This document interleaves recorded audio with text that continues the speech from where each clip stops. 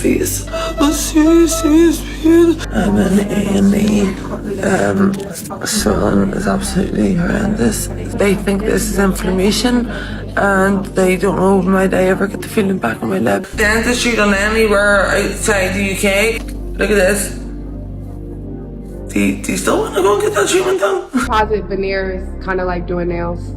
Oh yeah. I always tell anybody, if you know how to do nails, you can do teeth.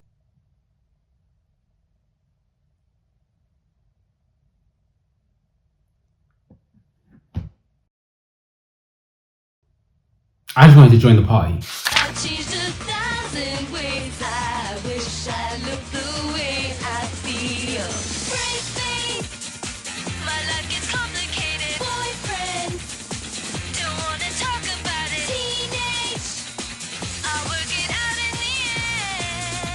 Okay guys, so today's episode will be on veneers. Are they a good thing? What are the potential risks with them? What are veneer technicians? Can we trust them? Can we trust medical tourism? Before I get into the episode, I just want to say this important fact. I am not a role model. I am not a dentist. I've done research into this and I'm just providing you with the research that I found. Ultimately, the decision needs to be made by yourself post consulting a dentist, a fully qualified dentist, and that will be the crux of what I'm saying. So do not take this as dental advice, it's not that. However, we're going to explore the wild and weird world of veneers.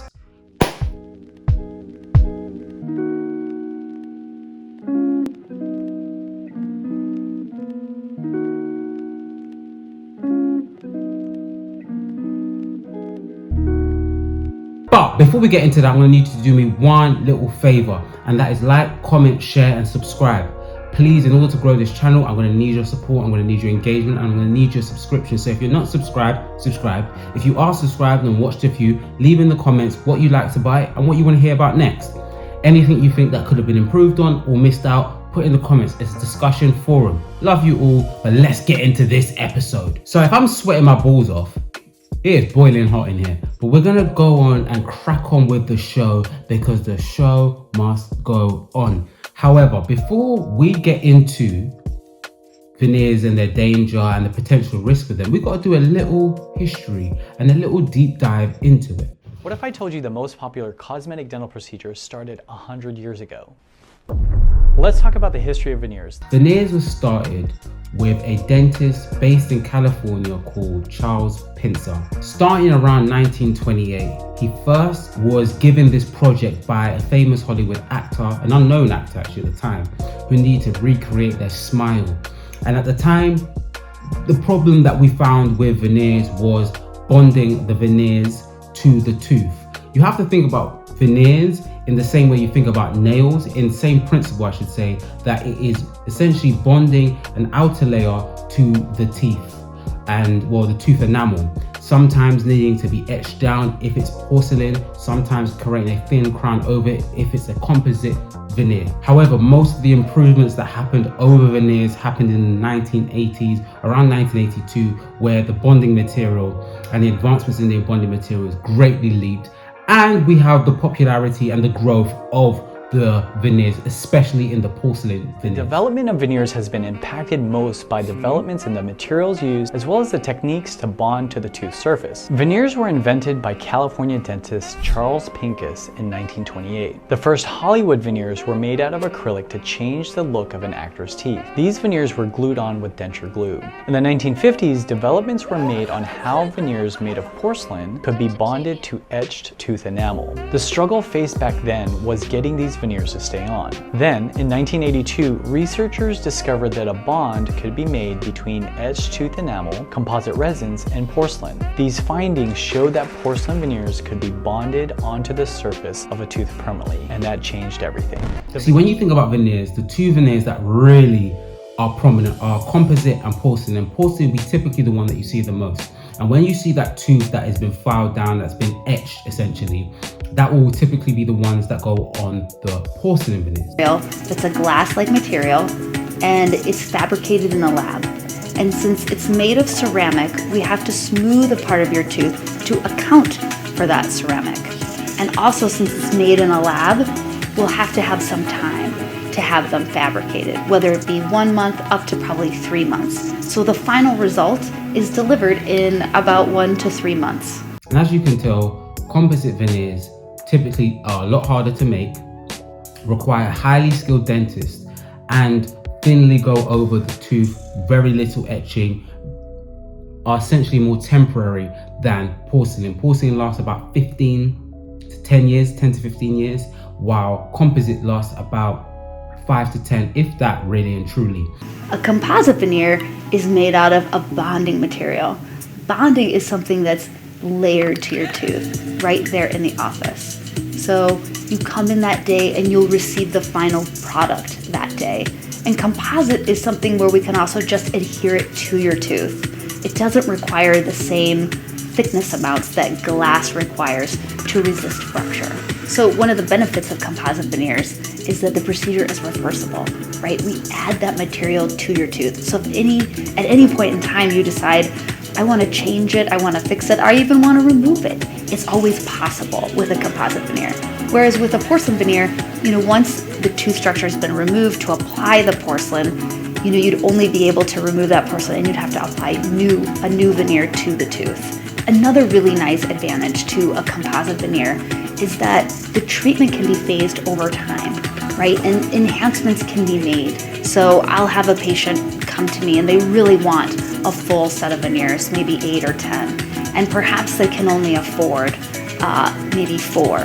We could do 4 in porcelain and do several others and do the rest of them in composite, and we can phase them over time. The advantage with composite veneers is that they can be removed, very little long-term damage to the tooth. Porcelain lasts a lot longer and also have some other issues in terms of teeth decay, chipping, grinding due to stress, and can face discoloration over a long period of time.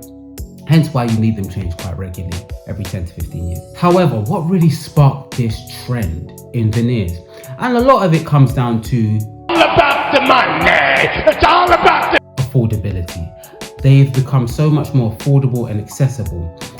Veneers typically in the UK and the US can range between 5 to 10k per tooth, while with the expansion of medical tourism has greatly reduced the price. Also, we've seen the accessibility in terms of the new age influencers, the newly celebs that have been able to acquire and buy these teeth, making it more tangible for the everyday person. Hence why we've had this boom in popularity in the veneers, specifically the porcelain veneers. So a common question we get asked, and one of the biggest questions we get asked, is how much do porcelain veneers cost? So let's talk about that. So at our office, porcelain veneers cost about $1,600 per veneer or per tooth. On the average, when a person smiles, they show about 8 to 10 teeth. So we're usually recommending anywhere from 8 to 10 veneers to do a smile makeover. So the price of $1,600 for 8 or 10 veneers can range anywhere from $12,000 to $16,000 on the average for a smile makeover at our office. I would add that a big part of the trend is also social media. Like I mentioned earlier, it's the influencers, and their gauge to the audience is through social media. Alongside that, social media and the filters that augment and change your face. People tend to look at these videos and these pictures of their faces change and want to and eventually desire a look like that. And some of these filters whitened and straightened a lot of people's teeth, hence why veneers grew in popularity since the boom of social media. It's also more in our face, so we're more in touch with the idea of this is a possibility, this is tangible, while before it seemed like a foreign thing that a lot of celebrities were doing. Increased social demand on beauty standards is another massive factor.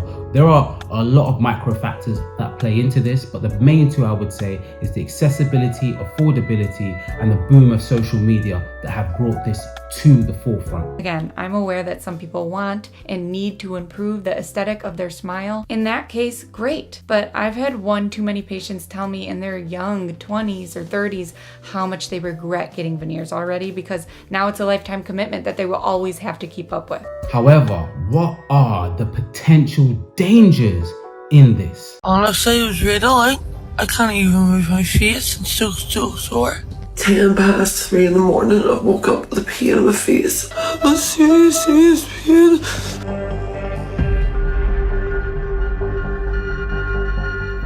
I'm in A&E. Swelling is absolutely horrendous. They think this is inflammation, and they don't know might I ever get the feeling back on my lip. This is how I'm sitting in a hotel room on my own with none of my family, crying my eyes out for a f***ing smile that I do not want. This is not what we agreed. I paid for 28 crowns. You've given me f***ing bridges. Who would be happy with this?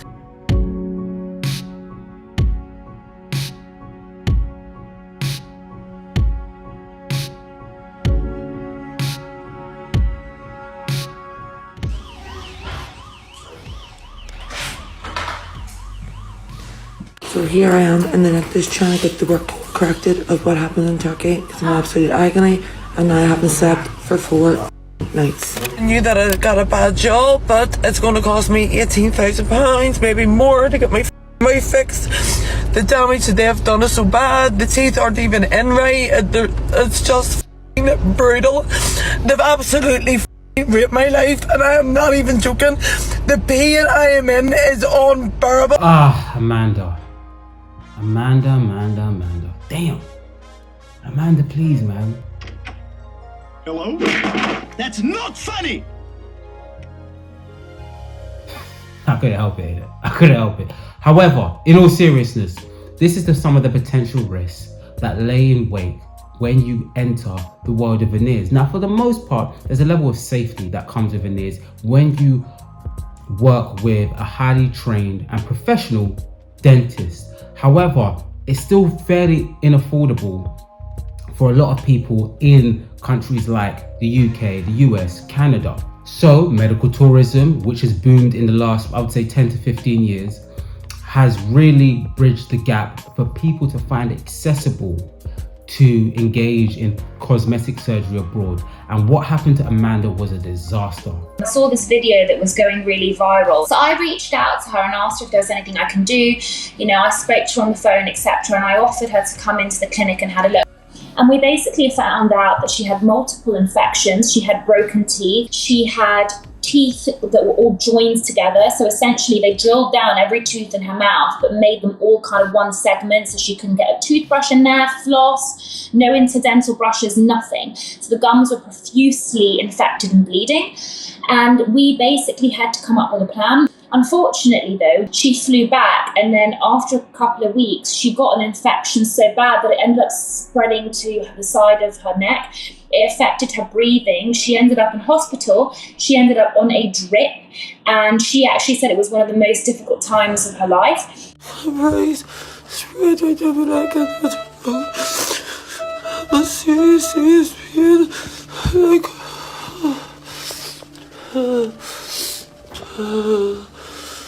It's terrible. As far as I can open my eyes, so I'm gonna have to have my breathing tubes put up my nose while I'm awake, because they cannot put me to sleep until I know that the tubes are safely in my lung. This is life-threatening. So was in surgery there for a few hours. All I would say is, see, for all the people who maybe want your dentistry done anywhere outside the UK, look at this. Do you still want to go and get that treatment done? Amanda found herself in a place where she wanted teeth veneers and was given bridges. Due to the lack of regulation in Turkey, she wasn't able to, through any sort of insurance, any sort of cover, get her teeth replaced and done correctly, leaving her with swellage, leaving her in a hospital. Luckily, a doctor had seen this online. So as a team, the first thing that we had to do, we had to create something called lab-made shell temporaries. So my technician had to create little temporary teeth to go on top of the little stumps on her teeth once the old work was removed. The old work took about 12 hours to remove, so about 6 hours for the top. Then Amanda had a lunch break and then had 6 hours of removal as well on the bottom. So I'm just sitting at home here chilling with a nice Ollie. great. I could actually eat. My teeth weren't sensitive. I can't start running my tongue over them because they actually just feel the same way my own teeth did before I went to Turkey. None of her teeth are going to be her actual teeth anymore because everything that she's had done is irreversible. So we are going to be providing new crowns for her, which means that we've got new ceramic work going on top. But of course, the new teeth are going to be separated. They're not going to be all joined together like she had before. They're going to be contour to the gum properly, the bite is going to be proper. All of these things means that she can function properly. As for the whole package, in Amanda's case, is between £60,000 to £70,000. Unfortunately, she didn't know what was going to happen. She literally just dreams of having the perfect smile. And was able to perform a miracle. But as you can tell, at the end, she ended up paying so much more for the teeth that she had, going through the medical tourism route. That desperation that is created through beauty standards, through social media, forced her down the route of getting her teeth put in a bad and terrible situation and potentially life-threatening for the cheaper export, without realizing that she ended up paying up more for it to get recreated. And there's really no problem with trying to improve your smile, trying to improve your teeth, and trying to improve your beauty in general. My problem is that the beauty standards, pressure by social media, pressure by aging, the de-aging process is nothing new, but the pressure that has happened in our new social climate has really exacerbated, I should say, the desperation in people and exploring these more experimental doctors and maybe places and procedures. Veneers themselves are fairly risk-free, although they do have their risks in terms of teeth decay, teeth rotting, chipping, and if you do it quite young, the constant need for changing your veneers every 10 to 15 years will create a place where you have dentures. They're going to need to be replaced about every 10 to 15 years, depending on how good the operator. There's some brilliant operators, you're going to pay for that, who could probably make them last longer. But let's say they're needing to be replaced every 10 to 15 years. And there's likely to be complications. You know, you're likely to get, you're having this done on several teeth, you're likely to get an infection or a fracture, or one of them's going to fall off, and you'll never quite replace them with exactly the same color again. And this means that every time they're redone, you increase the chance of literally losing one of the teeth. And if you're going to have this done at 18 years or old, or when you're young, the chance of you lasting, those teeth lasting your whole life, is slim. And you are highly likely to end up with dentures, and that great deal of bone loss and facial effects. Alongside that, we forget that is veneers what some people need. Maybe some people just need whitening, some people need whitening, straightening, some people may need whitening, straightening, and veneers. There could be a lot of factors to it. It's important to consult a dentist too, to ensure that veneers are not only good for you, but you are someone suitable for veneers. But Amanda is not the only person to face this horrible experience. It could be medical tourism routes that happen in Turkey. It could be other different exports that happen as well. And I don't want to make this segment a moment where I just completely bash the idea of medical tourism. Medical tourism has some of its benefits. Private or employer programs aren't available to you, you might be looking for ways to cut those medical expenses. Enter the budding market of medical tourism. Oh, look, are we talking about mixing a vacation with some well-needed medical care? Because if so, sign me up. Kind of, Sheena, but it has the potential to be so much more than that. With healthcare costs rising, people are looking for ways to save some cash. And the international community is taking notice. My friend Professor Neil Lunt from the University of York in the UK can explain it better. Medical tourism is when patients make a decision to travel out of their own jurisdiction to another country for treatment. So they might get on a plane, they might cross a border, catch a ferry, or drive. Medical treatments are diverse. They may be cosmetic, they may be elective surgery. And we have to look at that and understand that a lot of what's happened in the dental industry in the US, the UK, Canada is a sort of monopoly, and that's due to them being privatized, creating exorbitant fees. However, when you do go outside, just make sure that you consult your dentist here, you do your research into the area, the clinic that you are using, and your research into that particular dentist. A lot of people will feed and spawn off your desperation. We gotta run through a quick health checklist. The CDC recommends that you check in with a primary care doctor and travel health specialist at least 1 month before flying out. You're going to want to make sure you chat about your overall health, get information on any destination-specific vaccines. You may even get prescribed medications ahead of time to make sure you have quality meds that are not counterfeit.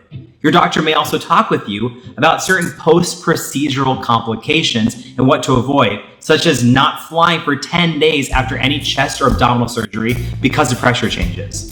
During the pre-travel checkup, there are some things that your doctor should know. You should let your doctor know if you are pregnant or if you have any known allergies, and especially if you have any other health concerns. Discuss the timetable of your trip, where you are staying, and any other planned activities. If you plan on going swimming or doing anything physical after your procedure, please let your doctor know. Don't leave anything out so they can give you the proper guidance. And if you don't do your proper due diligence, you can be taken advantage of. And we want that to be avoided. We don't want you to end up paying more or end up in a situation where you're in so much pain. There are people that have gone to Turkey and have had excellent experiences. However, there are a number that have had horrendous experiences. Do not rush any process, especially one as vital as this. And also look into the fact, are you someone suitable or veneers would actually benefit? Far too often, when I hear stories about veneers and I've read stories about veneers, people rushed the process. Maybe they didn't even need it in the first place. However, that's not where the nightmare ends, and that's not the only place you need to guard yourself from people taking advantage of you. It's no secret that around the world, many of us are facing a cost of living crisis. And in the UK, at least, we are in a recession. More than ever, people are struggling to find work, and in particular, jobs that pay them enough to be able to have a disposable income. So when somebody pops up on your For You page telling you that you can take a 2-day course and start making $5,000 a week doing cosmetic dentistry with no prior experience, you're going to be interested. Equally, if somebody tells you that they can fix your teeth for a tenth of the price that veneers usually cost, you're also potentially going to be interested. And so we have the seller and the consumer, both vulnerable individuals being preyed on by their TikTok algorithms. A perfect storm for a scam. How has cosmetic dentistry become something that people are setting up as a side hustle after just 2 days of training? It all starts with these clinics offering courses to anyone who can pay a few $1,000s up front that promises to teach them how to become so-called veneer technicians and gives them a certificate at the end of it so they can tell all their clients that they are certified. One of these so-called courses that has gone viral is one provided by A-List Cosmetics in Atlanta, Georgia, where for $6,000 you can sign up to a 2-day course that supposedly will teach you how to fit veneers regardless of your medical or dental experience. Others advertise their 2-day courses as the gateway to start making $5,000 a week and make TikToks flaunting how much cash they made in a day fitting these fake veneers. Side hustle culture like this preys on financially vulnerable people like those with families to support who are suddenly presented with a quick and easy way to start making a profit from a home studio. It's a very appealing lifestyle, and I imagine that most people falling for this and setting up their at-home veneer studios are unaware that what they're doing is illegal and is potentially causing serious damage. I've seen these veneer technicians on TikTok comparing their veneer process to putting on fake nails, but it's just not the same. Rubbish. Total load of nonsense. I want to make this very clear. There's no such thing as a veneer technician. This is a scam that's going on online with TikTok as well, being promoted through TikTok, really exploiting the sort of corporatist capitalist culture that we have now that has been affecting our medical industries and has also affected individuals in a space where they feel that they need to be even more entrepreneurial than they've ever needed to be before. Having 2-3 jobs is simply now looking like a requirement than a momentarily way to earn money in a pandemic. It seems to be what people strive to do. And these courses that they're selling are exploiting people like that. Doing composite veneers, kind of like doing nails. Oh, yeah. I always tell anybody, if you know how to do nails, you can do teeth. You could do veneers. It is literally, you're just doing the shape, putting it on there, using the light, boom, they're done. Like, if you could just focus and make it the right shape that you want, you can do it. And in the course is exploiting those people, is exploiting the people that are going to them for these veneers. They're exploiting them, they're taking advantage of them. It's a very scary and worrying process where people think training for 2 days will make you a veneer technician. If you see veneer technician, run the opposite direction. There ain't no way in hell, there ain't no way that is something that you should be doing or requiring of yourself. No sirree. When one Veneer Tech was interviewed and asked the question, "Aren't you scared of being sued?" they answered saying that they make the customer sign a document that acknowledges that they do want this procedure done on their teeth. Aren't you afraid of getting sued? Well, they can't technically sue me because I have everybody sign a paper before they start. And basically that protects me from any lawsuit or any action or lawsuit like that. And I got that, but I got it, like, one of my friends, she uses it for like all of her things. So she just sent me a copy of it and I have them sign it, So can you tell us more about what it is that you make your customer sign? So the paper that I got for my patients, it just basically says that they're consenting to the veneers so that they know I'm putting this stuff on their teeth and that they want it to be on their teeth. So basically that's it.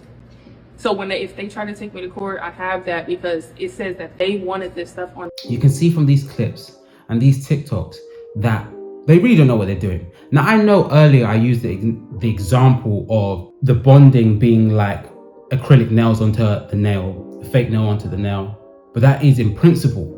Wake up, man! No, it's not. Because you can do nails does not mean you should be doing veneers. They are not the same areas. There's a big difference between your nail and your tooth. Your nail will grow back, your tooth does not. Period, end of story. Where your teeth are connected to your mouth is connected to your brain, you want someone who's professionally trained. It takes about 5 to 6 to 8 years to become a dentist, depending on where you are. Do not allow someone who trained for 2 days to do that. Hell no. Sorry. And the way they've gone around it, they're trying to avoid legalities, they're trying to avoid responsibility. Be afraid, be worried. And this really does harp at the point of why I created this episode, is to guard people with information. Me, myself, I have rushed things, nothing surgical, but rushed ideas and things in order to meet beauty standards, buying things because I thought, oh, this is cheap, finding out it's fake. And that is something that you can reverse. When it comes to your teeth, it is irreversible. And too often, people in this climate are finding ways to exploit the need that happens from the beauty standards that live within us all. However, I wonder what puts a person in that state of being so desperate that they don't do their information and their research into it. I had plastic surgery because I was trying to look good for y'all. I got liposuction because I didn't want y'all to call me fat like y'all called Rob at the wedding and made him fly home before me and Kim got married. I so badly want to be Catherine Hudson that I don't even want to look like Katy Perry anymore sometimes. Okay. A lot of studies have been done into cosmetic surgery and the psychology of cosmetic surgery. What pushes people down this route? And a lot of the research and a lot of the literature says we don't have enough information, we ain't done enough research. I haven't a clue what's going on here, but I'll act like I do. To really discern what the root causes are. But however, there's been a number of studies, and one particular study breaks it down into 5 main components. They break down the most common traits of people that explore cosmetic surgery typically is anxiety, depression, self-esteem, body image, and body dysmorphic disorder, or BDD for short. Now, the article also goes on further to say that people that engage in cosmetic surgery typically receive benefits when they don't spike high or display those 5 traits. I have a problem with that conclusion because that conclusion kind of leaves you trying to put things in a vacuum, because typically you may have anxiety for other reasons, do cosmetic surgery, and that can increase anxiety even though it might not be directly related to your body image. Things don't operate in a vacuum. Also, the article did say that if you had those 5 traits, you're more likely to exacerbate your self-esteem and low self-esteem issues. So it does harp at the point that, does this cosmetic surgery help with your self-esteem, or does it in fact make it worse? A little inconclusive. However, I'm leaning, even with the data that we've seen that has its own problems, that it kind of does make it a little bit worse. However, it is dependent. It really does harken down to your beauty standards, sometimes even the culture and the background that you come from, your friendship groups. So many different factors will help display and shape your understanding of what your beauty standards and how you should look is. And one important thing for me to mention before we close this episode is that there's no magic bullet. Own up to the philosophy for some of you, and that is that life sucks and then you die. Nothing is going to solve a problem forever. If you get porcelain veneers, you're going to need to maintain them. You can still end up with the same gum disease, discoloration, darkness that you received prior to them. There is no way round good dental there's no way round good dental hygiene. No way possible. There's no way round having a healthy lifestyle, even if you get a BBL, just for example, to juxtapose them. Also, to mention beauty standards, it's an episode by itself, but there was the BBL trend, which is still sort of a trend. We also have the reverse BBL trend. You can kind of see that the goalpost is constantly moving. Typically as well, it's to do with separating yourself from the ordinary people. When we circle back to the beginning of the episode where I spoke about Dr. Charles Pincer, who did this for a Hollywood actor to seem to get the correct smile, the perfect smile, we forget that that is to separate yourself from the pack. If everyone has these veneer smiles, it's going to end up looking tacky to the elites, and they're going to try to go down a route potentially of the more regular, normal smile, which will seem more chic now. Now you can see that with Kim Kardashian, Blac Chyna, they're going down the reversal route. Blac Chyna's is more to seem to do to me with loving herself more, but however, you can see there's a shifting goalpost when it comes to beauty standards. So, in conclusion, do not rush the process. What happened there? Sorry. You're a clown. It ain't about perception. Do not rush the process. Even if you're going to travel abroad, consult your doctor, your dentist first. And if you're thinking about going abroad because you perceive it to be more affordable, get a consultation at least in the UK. So at least just pay for that consultation where you can get the options, because the options will be presented to you. It might be just do whitening, do braces, whitening and bonding, do braces and veneers. But if you go for the consultation, you're going to be given all the different options. Whether you go for them or not, you know that your only option isn't just to get 24 crowns. And I think that's really important. Do your research into the practice and dentist that you're going to. Veneer technicians are a no-go. They're full of S-H-I-T. I had to really slow that down. There's no way around healthy and good lifestyles. If you get veneers, you're still going to need to limit your sugar. You're still going to need to have good dental hygiene. There's going to be a number of different problems that you're going to face. If you're someone who's prone to teeth decay, that's something you may need to look into. I myself, in my family, a lot of people have lost their tooth because we are prone to tooth decay. So it's something I had to look into. It's something I'm constantly aware of. Flossing, teeth cleaning, go to your dentist. It's something that you can do. I do not believe in dental hygiene. It's a scam. They're robbing dentists, by the way. I went on one, sorry. However, you cannot replace this stuff. You cannot replace good dental hygiene. You cannot replace healthy lifestyles. So even if you go down that route, remember the maintenance is still there. And one thing that we can take for celebrities, high level of maintenance in order to maintain the beauty that we're all blessed with in one way, shape or form. Remember, our self-esteem, our mental will not be some magic pill delivered to us and fixed when we go down these cosmetic routes. However, if you want to, arm yourself with the research and also question to yourself, do I need it?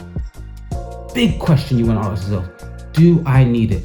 Also remember, it's cosmetic, so it's never going to be covered. It's always on your back, and don't put yourself in a place where you're going to need treatment again and potentially pay out more. Too often when I do these type of episodes, people end up paying more in correcting an issue that they rush going abroad. Abroad's not always bad, but it's not always great. But That's the end of the show. I love doing it for you guys. If you want to see more, please like, comment, share, and subscribe. Peace.